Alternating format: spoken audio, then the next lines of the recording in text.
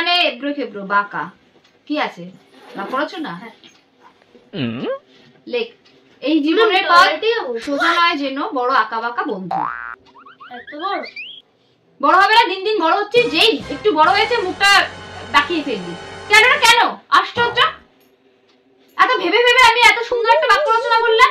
লেখ। আন্টি জীবনের পথ বন্ধু কেন? জীবনের পথ বন্ধু হবে না? জীবনের পথ কি সহজ হবে? আমরা চলতে পথে কখনো সোজা রাস্তা দিয়ে চলবো, কখনো বাঁকা রাস্তা দিয়ে চলবো।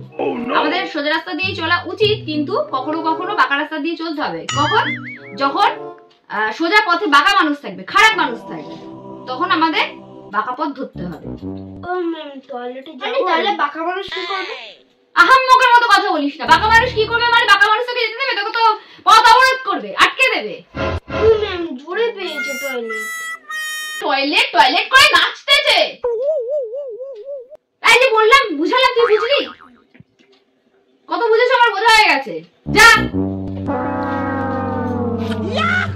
এই এই এই এই তুই এই সোজা পথ ছেড়ে তুই এই দিতে লাফ দিলি কেন?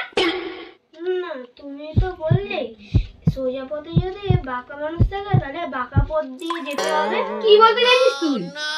এ কি বলতে চাইছে? আমি বাঁকা মানুষ, খারাপ মানুষ আমি, এটা বললো?